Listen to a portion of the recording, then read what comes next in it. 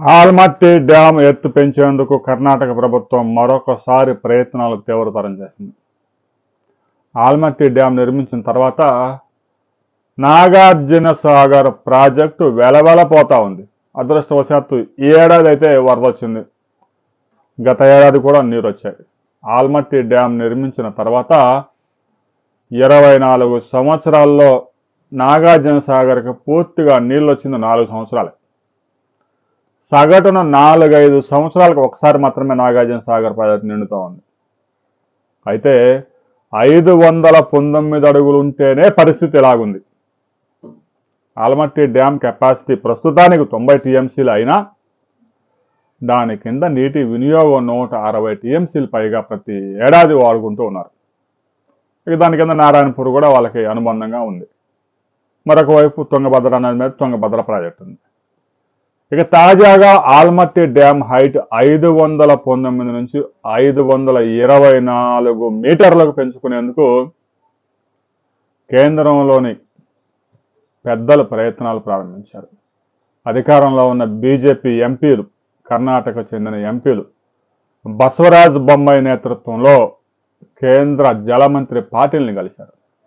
CR పాటిల్ని కలిసి Almatti dam ఎత్తు పెంచుకోవడానికి మాకు గతంలోనే ట్రిబ్యునల్ అనుమతించింది, మహారాష్ట్ర అభ్యంతరాలు వ్యక్తం చేస్తూ ఉంది, ఈ విషయంలో గెజిట్ నోటిఫికేషన్ విడుదల చేయండి అని చెప్పేసి పాటిల్ని కలిశారు. ట్రిబ్యునల్ ఏదైతే గతంలో కృష్ణా జలాల పంపిణీకి సంబంధించి ట్రిబ్యునల్ ఉందో ఆ ట్రిబ్యునల్ తీర్పు ప్రకారమే మేము 524 మీటర్లకు పెంచుకోవచ్చు.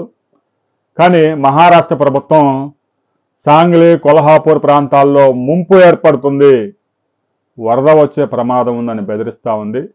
ప్రాజెక్టు హైట్ పెంచుకునేందుకు మాకు అనుమతులు గతంలోనే వచ్చాయి, దీని మీద గెజిట్ నోటిఫికేషన్ విడుదల చేయాలని కర్ణాటకకు చెందిన బీజేపీ ఎంపీలు పావులు కదుపుతున్నారు.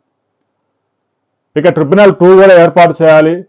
ట్రిబ్యునల్ 1 గడువు ముగిసిపోయింది కాబట్టి ట్రిబ్యునల్ 2 ఏర్పాటు చేసి దీని మీద వాదోపవాదాలను వినిపించి వెంటనే గెజిట్ నోటిఫికేషన్ విడుదల చేయాలి. ట్రిబ్యునల్ ఒక నోటిఫికేషన్ ఇచ్చి గెజిట్ నోటిఫికేషన్ ఇచ్చిందంటే అది సుప్రీంకోర్టు తీర్పుతో సమానం. గతంలో కావేరీ జలాల వివాదం వచ్చినప్పుడు కూడా కర్ణాటక, తమిళనాడు మధ్య పెద్ద యుద్ధమే జరిగింది. అప్పట్లో ట్రిబ్యునల్ ఇచ్చిన తీర్పు మేరకు ఆ 2 రాష్ట్రాలు సెటరేట్ అయిపోయాయి.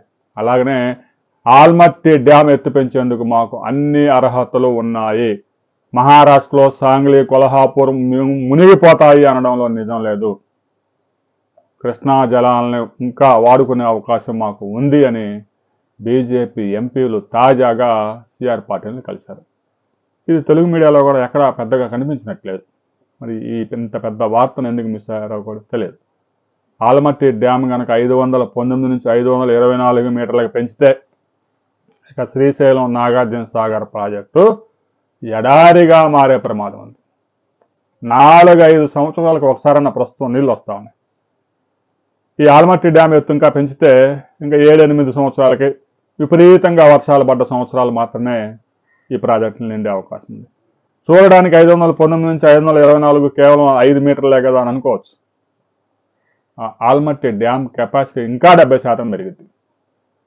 ఆ డ్యాం ద్వారా ఇప్పటికీ 160 నుంచి 200 టీఎంసీలు వాడేసుకుంటా ఉన్నారు.